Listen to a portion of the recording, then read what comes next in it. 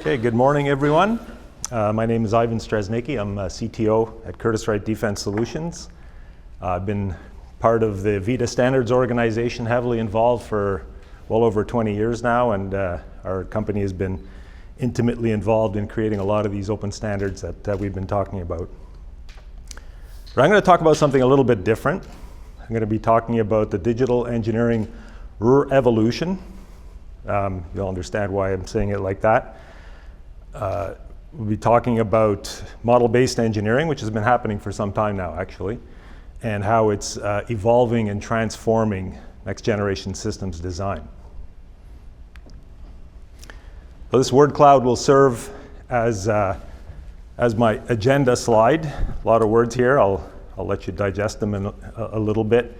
But there are a couple of words here that you can see are repeating quite a bit. One is digital, the other one is modeling or models. What's the relevance there? Everyone's familiar with the computing revolution, right? Moore's Law, and now the GPU revolution. Digital engineering can be thought of as a continuum that basically reflects and mirrors the amazing electronic advances we've had over the last several decades, both hardware and software. So, with that thought in mind, let's go back to the dark ages, well before CMOS. I'm going to date myself a little bit by saying that I actually remember these ages. First year university, we actually had a drafting course where we had tables and pencils and rulers and all the paraphernalia for drafting. But by third year, the advances were getting so quick that we were doing computer-aided design as well as computer-aided engineering. One of the problems that we had to solve was we had to model a disk break with finite element modeling and analysis and analyze the materials that were used. The course itself was called Deformable Solids, so we had to figure out what materials would work, which materials would not. So that course I distinctly remember. I'm repeating it, of course.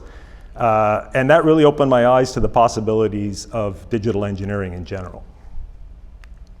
Fast forward to today, and what can we design, develop, ultimately build with digital engineering? Anyone who's heard about the Northrop Grumman B-21 Raider that's been in the press lately? Well, probably the last year and a half or so.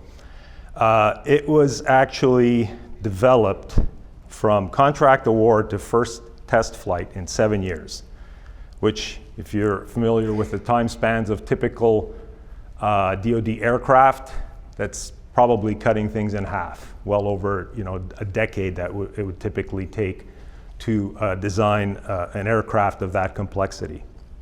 A lot of the program and aircraft is still top secret and classified, but the press has talked quite a bit about how this platform was developed using digital engineering in general.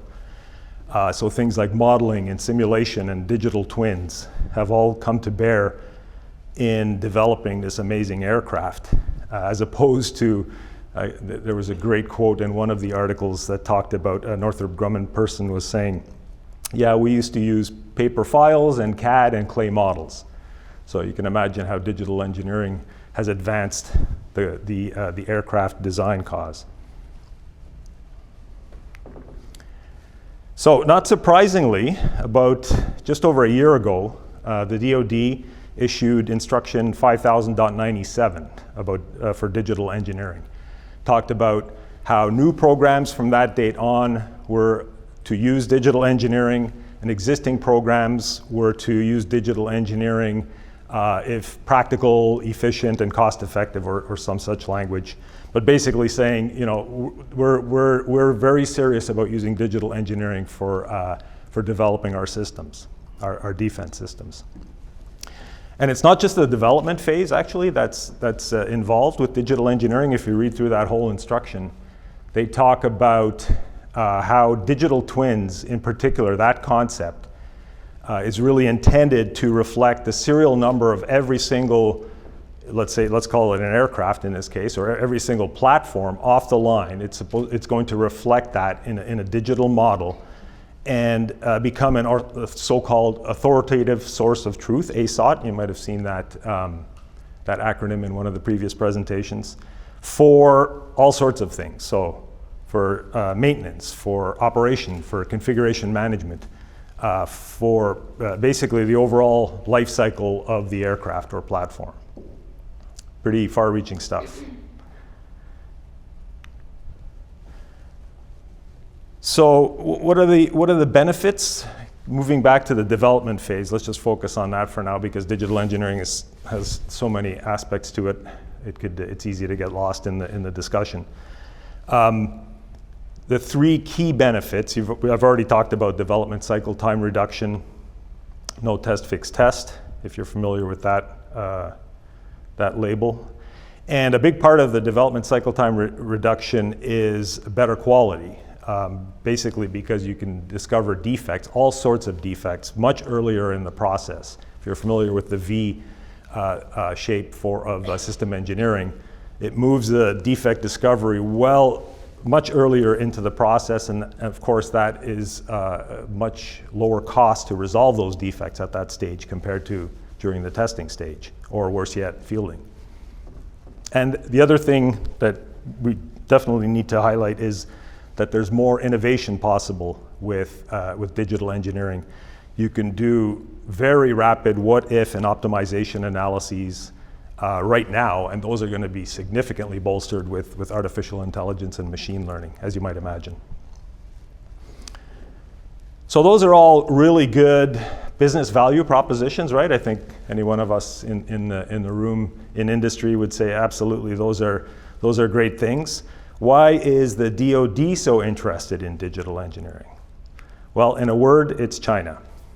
Basically, if they've been developing platforms at an astonishing and frankly concerning pace. I heard one presenter at a digital engineering conference I was at a year and a half ago, that's where this slide came from, talk about how there was a specific capability that the Chinese Navy had fielded in 6 years, and the exact same or very similar capability took the US Navy 16 years to field. So, those types of fielding rates are compounding, right? So you can see why there's concern from the DoD.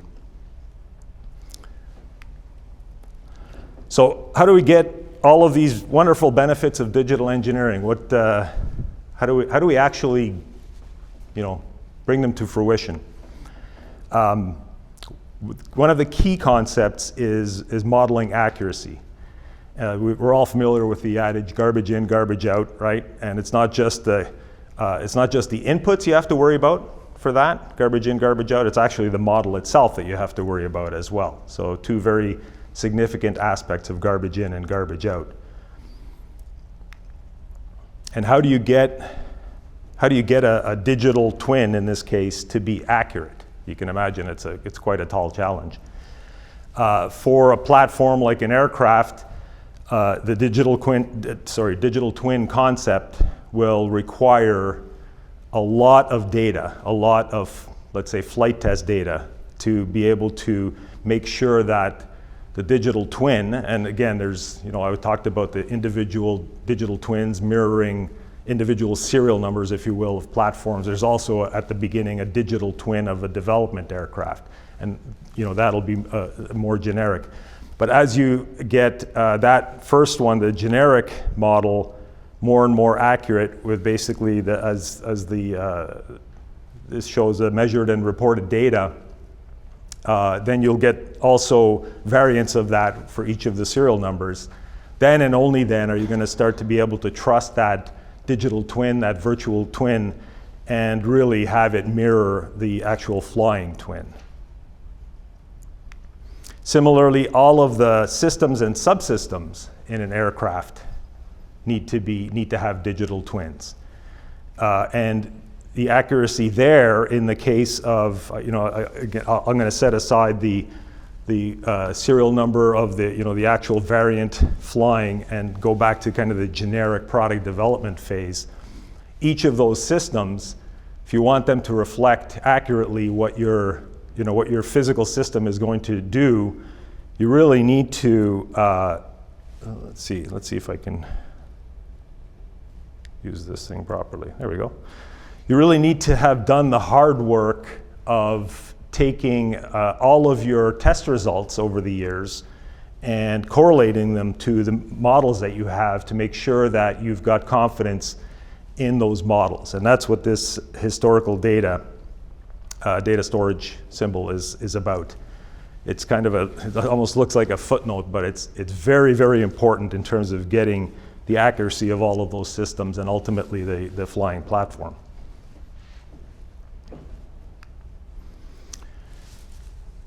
So we've talked about MOSA quite a bit, in particular yesterday. How is MOSA involved in getting those digital engineering benefits? Very important, in particular for things like technology refreshes, as you might imagine. By now we've heard about this, the recent reaffirmation of MOSA from the Secretaries of Defense just in December. In that 2-page memo, they basically reiterate the 5 pillars of MOSA, and I've highlighted them here. I won't read them out to you, but digital engineering definitely enhances and enables at least the first 4, if not all 5. And I won't go into a lot of detail about, you can imagine why that is, employing a modular design, right? Designating modular interfaces, that's a key one. That's going to be, that'll be done quite well in digital engineering, and again, once the modeling accuracy is there. Artificial intelligence and machine learning. Again, we've talked about that a number of times in previous presentations. What is the connection with digital engineering? Well, already there are tools out there that enable, enhance, augment human capabilities and ingenuity and to create amazing designs for things like components and systems, and ultimately are going to enable the next generation of innovation in our platforms, in our defense and deterrence platforms. And of course, the future of AI and ML is super bright, and that's just going to continue to amaze us and provide capabilities that we probably haven't even imagined yet. So my call to action is this. Well, before I get into that, I'll just I have heard from some people when I've been talking about digital engineering with them, oh yeah, those DoD instructions are a dime a dozen, the DoD issues them all the time. Let's just wait until customers come and talk to us and really want digital engineering, and then we'll do something. That is a huge mistake. I think if you look into digital engineering, you understand its complexities, that is a huge mistake. Digital engineering it's far-reaching, as I've talked about. It's difficult, it's expensive. However, the possibilities are so amazing, and frankly, the need to enhance and optimize our defense and deterrence capabilities are so stark that we absolutely have to do digital engineering. So let's crawl, walk, run, fly, and do some digital engineering.